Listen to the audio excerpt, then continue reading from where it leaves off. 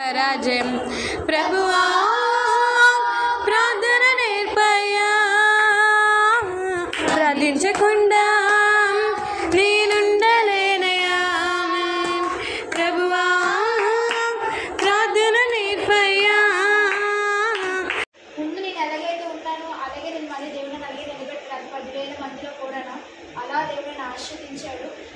చాలా ఎన్నో అంటే దేవుడు అలా బలపరిచి చాలా వెయిట్ చేస్తున్నాడు. అంటే ముందు నుంచి 2 నెలల ప్రభుత్వ సంస్కారం తీసుకున్నాను కదా, అప్పటికి నాకు కొంచెం బాగాలేదు. అంటే హాస్పిటల్లో చేసేదాన్ని కదా, చిన్న ఇన్ఫెక్షన్ వచ్చినా సరే అది మొత్తం బాగుపడి కాల్ తీసేయాలి. చాలా వరకు చూశాను కదా, అదొక భయం.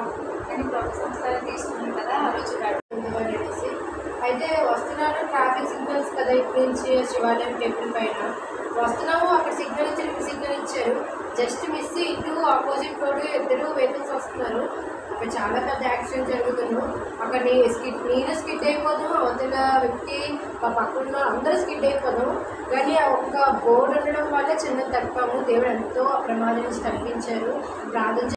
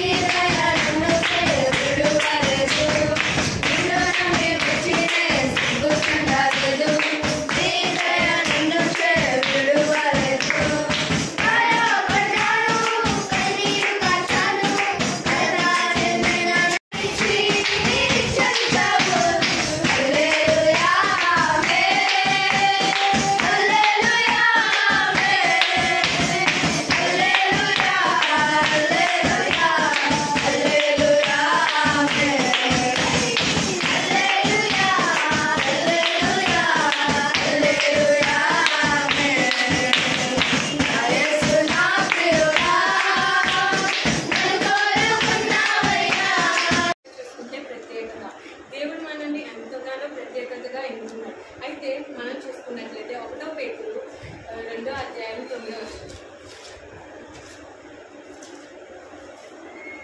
అయితే మీరు చీకటిలో నుండి ఆశ్చర్యకరమైన తన వెలుగులోనికి మిమ్మల్ని పిలిచిన వారు ఇంగ్లీష్ బైబిల్ ఏమైనా ఉంటారంటే అది చూసాను. దేవుడు మనల్ని ఎన్నుకున్నాడు, దేవుడు మనల్ని సెలెక్ట్ చేసుకున్నాడు. ఒకసారి మనల్ని ఎన్నుకునేటప్పుడు మనం ఎంతగానో దీవించబడతాం. ఆ విషయంలో చూసుకుంటే అనుకోవచ్చు దేవుడు మనల్ని వదిలి విడిచిపెట్టి వచ్చేమో అనుకోండి. కానీ దేవుడికి ఒక్కొక్కరికి ఒక్కొక్కటి ఇచ్చారు. ఇప్పుడు మనం సపోజ్గా చూసుకుంటే ఇప్పుడు ఉన్న ప్లేస్లో చూసుకుంటే ఇప్పుడు సడన్గా రోజు వాక్యం చెప్తారు. వాక్యం విషయంలో దేవుడు వాడుకుంటారు. అలాగే ఇప్పుడు సపోజ్ ఇంకో చూసుకుంటే జెస్సీ ఉందనుకో, మన విషయంలో జెస్సీ ఆరాధన చేస్తే దేవుడు జెస్సీ ద్వారాగా నడిపించుకుంటారు. ఇంకోటి అలా జెమ్మీ సిస్టర్ ఉన్నారు కదా, జెమ్మీ సిస్టర్ ఏదో పాట పాడినట్టుంది. దేవుడు పాట పాడి